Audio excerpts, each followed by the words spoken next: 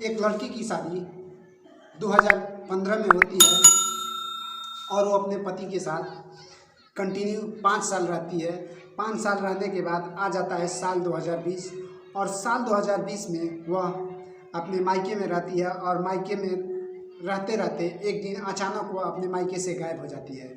जब वह मायके से गायब होती है तो उसके परिवार वाले, उसके माँ बाप, भाई जो भी हैं, उसके ससुराल वालों पे, उसके पति समेत उसके जेठ, उसकी सास ससुर 3-4 आदमी पे FIR दर्ज करा देते हैं कि हमारी लड़की को दहेज के लिए ये बार बार उत्पीड़न करते थे। इसके डर से हमारी लड़की हैरान होकर, परेशान होकर वहाँ से भागकर हमारे घर आकर रहती थी और दहेज के लिए कुछ चंद रुपयों के लिए हमारी बेटी के जो ससुराल वाले हैं हमारी बेटी को बार बार तंग करते थे। और जब उनको तंग करने से जी नहीं भरा तो हमारी बेटी को वो लोग अगवा कर लिए और अपहरण कर लिए और अपहरण करने के बाद हमारी बेटी के साथ क्या कर रहे हैं, क्या नहीं कर रहे हैं, कुछ पता नहीं है। और जब उस लड़की के घर वाले FIR लिखाते हैं तो पुलिस इस मामले की जब छानबीन करती है, तलाश करती है, तो लगभग 2 साल कुछ भी हाथ नहीं लगता है पुलिस को। 2 साल के बाद इस केस में एक ऐसा खुलासा होता है, एक ऐसा राज खुलता है, एक ऐसा रहस्य खुलता है कि उस लड़की के ससुराल वाले, जो उसके सास, मर्द और 3-4 लोग जेल में काट रहे हैं, सज़ा काट रहे हैं, उनकी भी अच्छे दिन आ जाते हैं। और 2 साल के बाद इस केस में एक ऐसा खुलासा होता है कि जो भी लोग इस केस के बारे में जानते हैं, जो भी लोग इस कहानी के बारे में सुनते हैं, सब लोग हैरान हो जाते हैं, परेशान हो जाते हैं कि आजकल इस समाज में हम और आप लोगों के बीच में ऐसे ऐसे लोग हैं कि ऐसे ऐसे काम को अंजाम दे रहे हैं और किसी को भनक भी नहीं लग रही है। नमस्कार दोस्तों, मैं सत्येंद्र निषाद आपको जिस सच्ची घटना के बारे में बता रहा हूँ, यह सच्ची घटना है भारत के राज्य बिहार की। बिहार में एक ज़िला है बेगूसराय और बेगूसराय ज़िला में एक थाना है मसूरंचक। मसूरंचक थाना क्षेत्र में एक गांव है मसूरंचक और मसूरंचक थाना क्षेत्र की एक घटना है। मसूरंचक गांव में रहने वाले संदीप की शादी 2015 में रंजू के साथ हो जाती है। रंजू नाम की लड़की से होती है।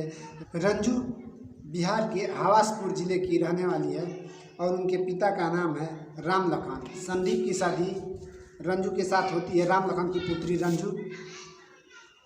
2015 में रंजू के घर वाले और संदीप के घर वाले दोनों भी इस रिश्ते से काफ़ी खुश थे, खुशहाल थे और शादीशुदा ज़िंदगी अपनी अच्छी से काट रहे थे। दोनों अपना अपना खुशी मिलकर बांट रहे थे।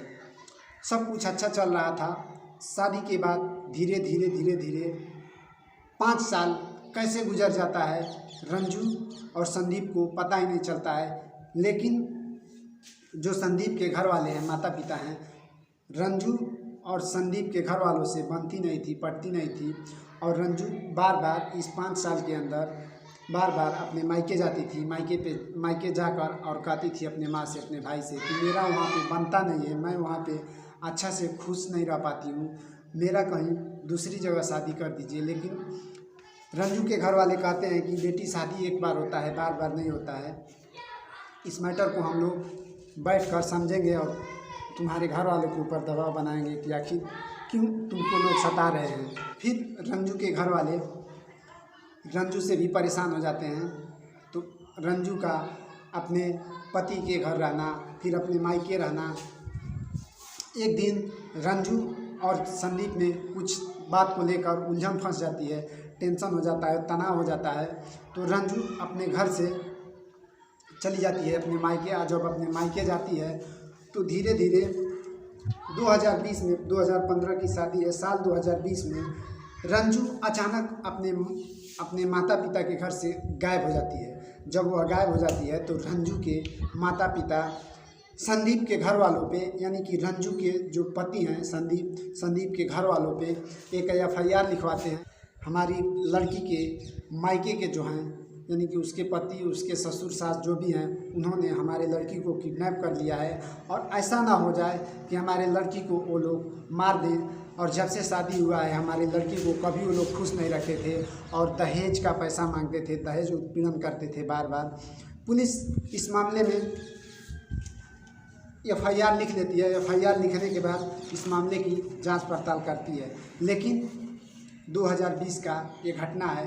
2 साल बीत जाता है जांच पड़ताल करने और रंजू का कहीं भी पता नहीं चलता है। और जब रंजू का कहीं पता नहीं चलता है तो पुलिस रंजू के ससुराल वालों को, उसके रंजू के जेठ और उसके पति और उसके ससुर 3 लोगों को पुलिस अरेस्ट करके और जेल भेज देती है। बेगूसराय की जो पुलिस है मसूरंचक थाना में एक गुप्त सूचना मिलती है कि जिस रंजू के एफआईआर में संदीप सहित उसके भाई और उसके पिता जेल में हवा खा रहे हैं, जेल में चक्की पीस रहे हैं, उस रंजू को किसी ने अरेस्ट नहीं किया, किसी ने अगवा नहीं किया।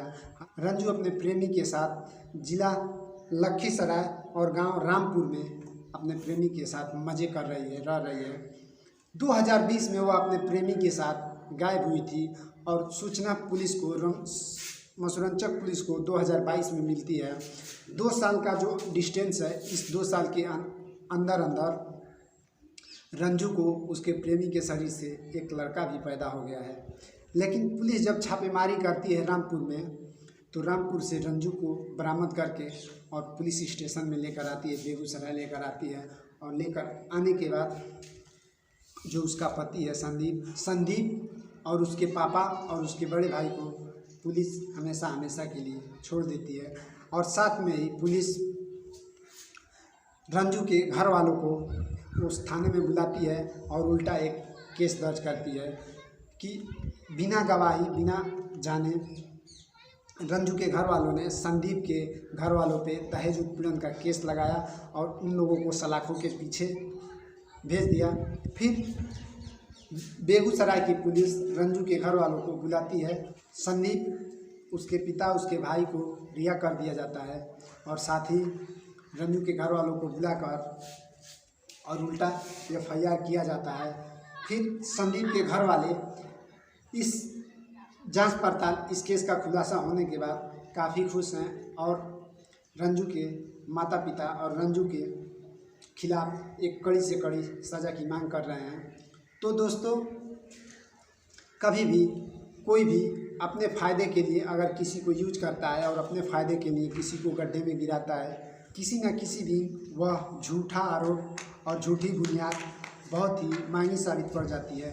जैसे कि रंजू ने अपने ससुराल वालों के ऊपर उसके घर वाले एक झूठा आरोप लगाए थे और वो बार बार झूठी बयान दे रही थी अपने माता पिता से कि हमारे जो ससुराल वाले हैं हमको हमेशा टॉर्चर करते हैं, हमें खुशी से रहने नहीं देते हैं, हम वहाँ पे खुश नहीं हैं। लेकिन हकीकत तो यही है कि रंजू का जो दिल था, जो उसका लगन था, वह उसके प्रेमी के साथ रहने के लिए बेचैन थी, बेताब थी।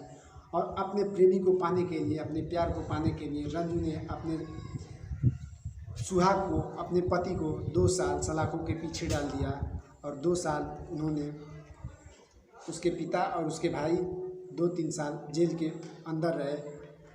तो अपने फ़ायदा के लिए, अपने पर्सनल फ़ायदा के लिए रंजू ने इतना बड़ा कारनामा कर दिया। और उसके बाद उसके घर वालों ने जो रंजू का सपोर्ट किया, उसके विरुद्ध संदीप के घर वाले कड़ी सज़ा की मांग कर रहे हैं। तो दोस्तों, हम ये चाहते हैं कि ऐसी पुलिस को, जिसने लेट तो हुआ लेकिन सच को सच साबित कर दिया, तो बेगूसराय की पुलिस वाकई प्रशंसा की हकदार है, सैल्यूट की हकदार है। तो दोस्तों, मेरा यह वीडियो के माध्यम से आप लोगों से अपील है कि जिसके लिए हम लोग जीने के लिए, जिसके साथ मरने के लिए कसम खाते हैं, अगर वही हमें खुद ही सलाखों के पीछे डाल दे, तो ऐसे रिश्ते, ऐसे नाते किसी काम के नहीं। क्योंकि कभी भी रिश्ता, नाता, रिलेशन दोनों के संबंध से और दोनों के सहमति के हिसाब से चलता है। और रंजू ने अपनी फ़ायदे के लिए, अपने पर्सनल फ़ायदे के लिए ऐसे घिनौना अपराध किया, उसको तो कम से कम समय में और कड़ी से कड़ी सज़ा होनी चाहिए। तो दोस्तों, मेरा यह वीडियो के माध्यम से किसी को दिल दुखाने का नहीं, किसी को तकलीफ़ देने का नहीं, मेरा यह वीडियो बनाने का उद्देश्य है कि आप जहाँ भी रहें खुशहाल रहें, अपना और अपने परिवार का ख्याल रखें। मैं फिर मिलूँगा एक सच्ची और दिल दहला देने वाली घटना के साथ। तब तक के लिए मैं आपसे जुदा लेना चाहूँगा। जय हिंद।